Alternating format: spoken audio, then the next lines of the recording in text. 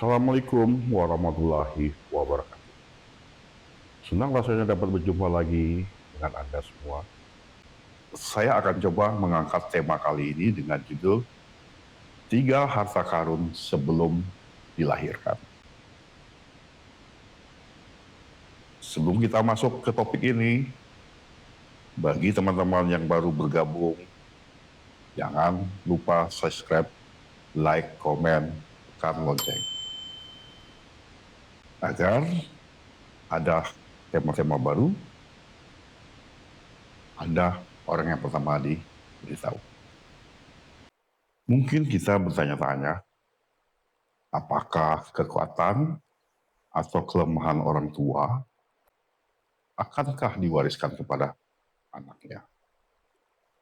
Atau apakah ini sama dengan teori genetik pada kedokteran modern? Karena channel ini dibuat untuk edukasi, pengobatan klasik atau tradisional, saya akan coba jelaskan dan silakan Anda simpulkan dan tulis di kolom komentar nantinya. Saran saya tonton sampai habis biar dapat kesimpulannya. Para filsuf kuno di Tiongkok percaya bahwa segala sesuatu di dunia ini terdiri dari qi, atau yang kita kenal dengan energi. Seorang filsuf kuno bernama Quan Che mengatakan bahwa esensi adalah intisari dari qi, yang menunjukkan bahwa esensi adalah bagian terpenting dari qi dan asal mula kehidupan.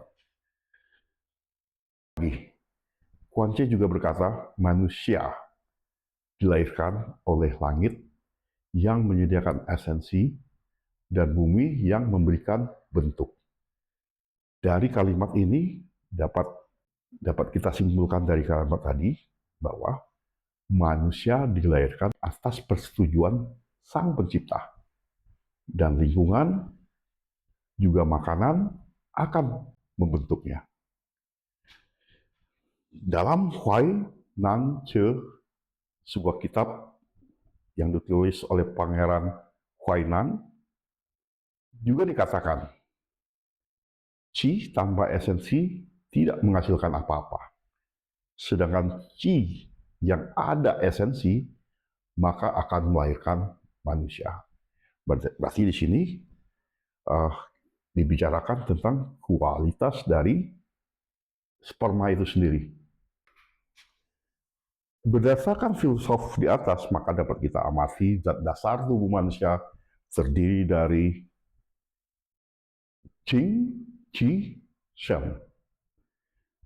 Qing, qi, dan shen merupakan kesatuan yang tak mungkin terpisahkan. Ketiganya saling berhubungan dan ketergantungan.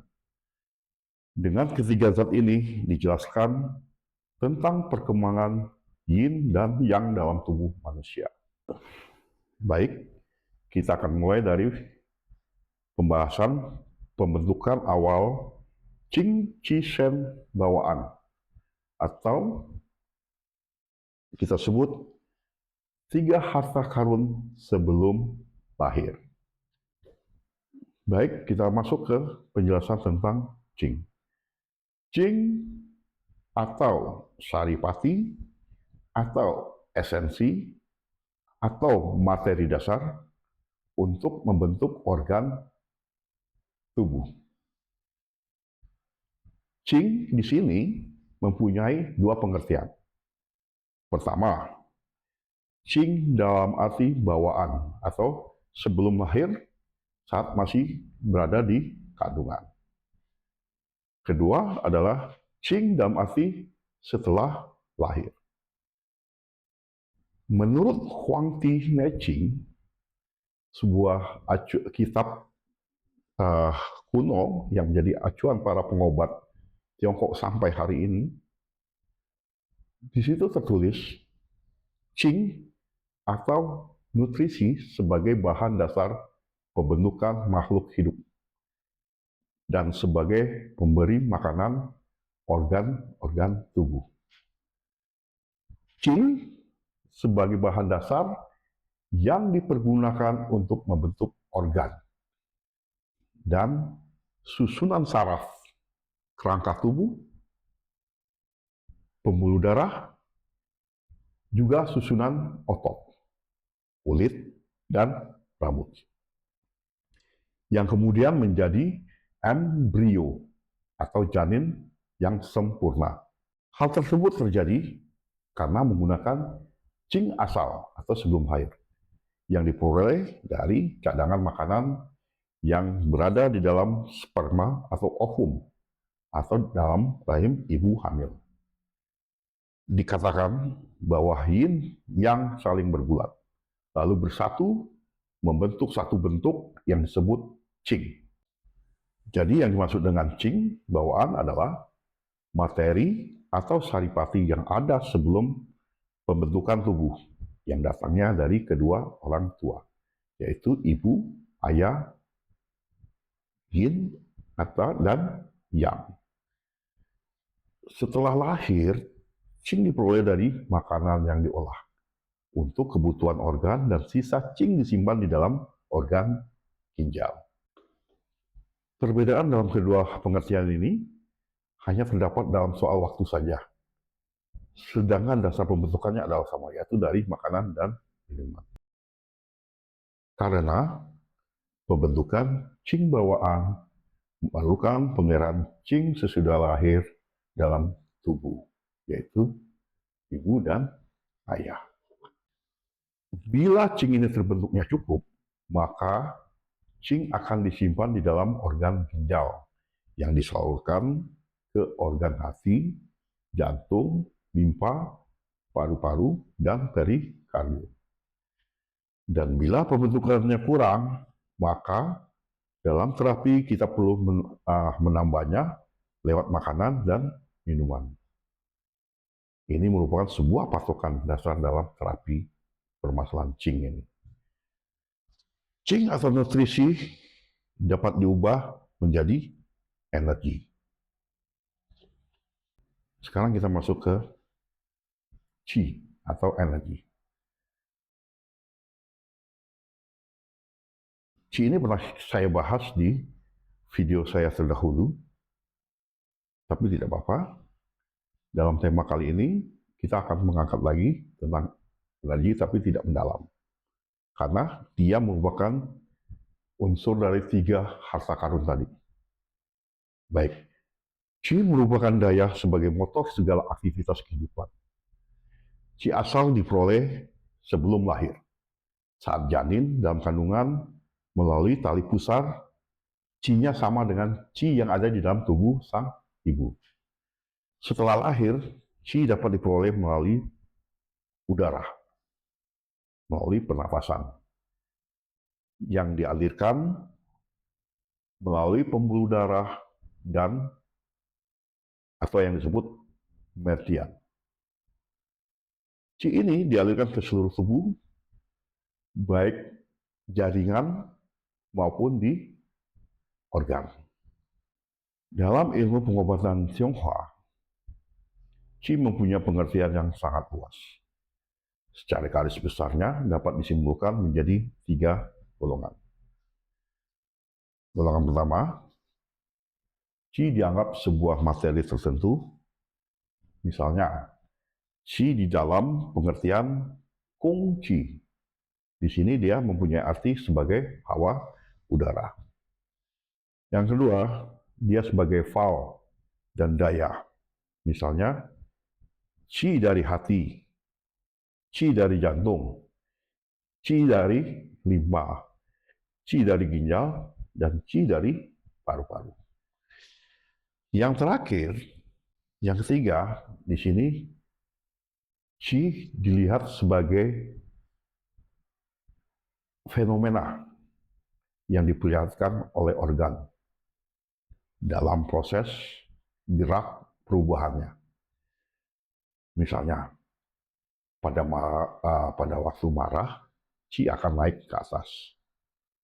Waktu gembira, Qi bergerak melambat Waktu takut, Qi turun ke bawah, dan seterusnya.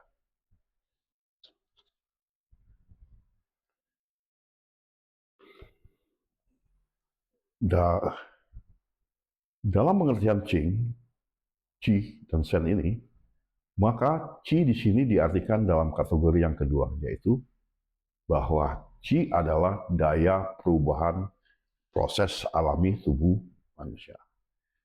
Pengertiannya mencakup segala perubahan yang kompleks daripada materi-materi yang terdapat di dalam tubuh. Hal ini berlaku pula dalam soal regenerasi. Mengapa sebuah benda memiliki segala peristiwa kehidupan? Tidak lain karena adanya Qi ini. Sekarang kita masuk ke materi terakhir, materi 3 harta karun sebelum lahir, yaitu Shen. Yang dimaksud dengan Shen adalah keseluruhan daripada pemikiran, hasrat, serta gerak perubahan dalam kehidupan. Jadi bisa juga dikatakan Shen ini adalah semangat, pikiran, mental. Secara lebih mendetail lagi, Shen ini mempunyai 2 pengertian. Pertama, dia sebagai semangat, bentuk dan gerak-gerik pikiran serta hasrat. Yang kedua, dia sebagai fenomena keseluruhan yang diperlihatkan oleh tubuh manusia, kondisi normal maupun tidak normal atau kelainan. Shen mempunyai asal-usul permulaan yang bersamaan dengan kehidupan, mengikuti persatuan daripada Qing orang tua. Ketika mulai berbentuk dalam kandungan, maka Shen mulai pula dikandung dalam rahim. Shen tidak mungkin dapat dipisahkan dengan tubuh manusia. Sedetik ada kehidupan, sedetik itu pula terdapat Shen. Mata dapat melihat, telinga bisa mendengar, mulut bisa bicara, hidung bisa mencium atau membedakan bau, alat bisa bergerak, dan segala hasrat dan pikiran serta gerak tubuh, tiada satupun yang bukan hasil dari pengendalian daripada Shen itu. Jadi Shen ini yang mengendalikan itu semua. Pada orang yang sehat, akan tampak Shen sebagai berikut. Penuh semangat, lincah, dan gembira. Sedangkan bila mana mengalami sakit, maka karena Shen mendapat agresi suatu penyakit, akan tampaklah perubahan-perubahan yang tidak normal. Mata tidak lagi bersinar, lesu, lemes, lelah, bicara pun tak bertenaga, bahkan tak menentu apa yang dibicarakan, dan sebagainya. Dengan melihat Shen ini, dapatlah ditentukan bagaimana beratnya sakit diderita seseorang. Kuat lemahnya Shen tergantung daripada kuat lemahnya energi. Dan didasarkan pula pada Qing yang cukup atau tidak.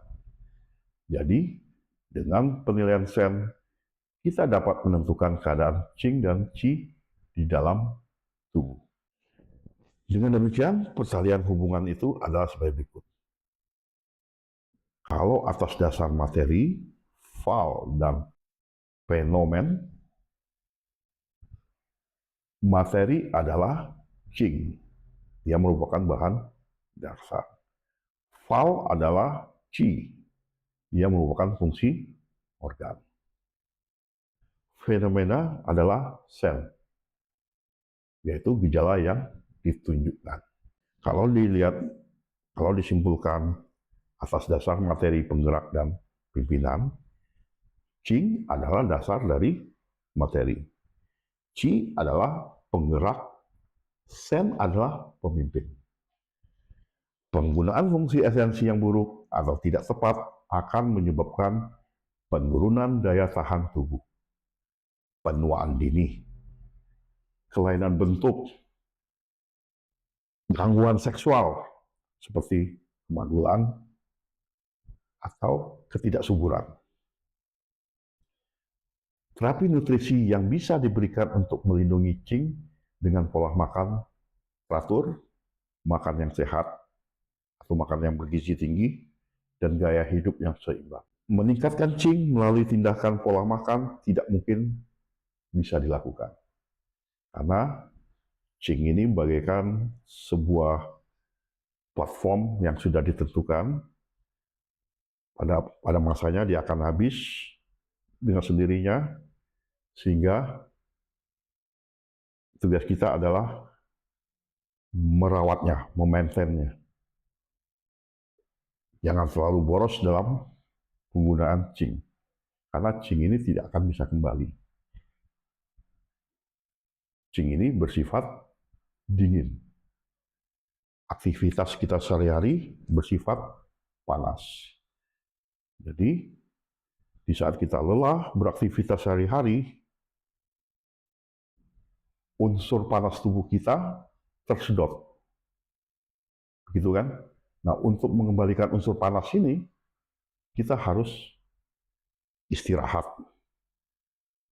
makan yang bergizi, sehingga unsur panas kembali bisa memberikan kekuatan pada tubuh untuk menggerakkan segala aktivitas kita. Nah, apabila kita sudah beraktivitas penuh, unsur panas kita terbuang, terus kita malas untuk makan, ditambah lagi kita begadang semalam suntuk, maka unsur panas tadi, atau unsur yang tadi kan tidak bisa balik, mengembalikan unsur panas yang hilang, maka dia akan mengambil dari unsur dingin. Unsur dingin ini yang dimaksud adalah Qing. Qing ini akan berubah menjadi unsur panas. Pada saat itu terjadi, seseorang mungkin akan terlihat tetap sehat, tetap bugar. Kenapa? Karena Qing-nya masih ada.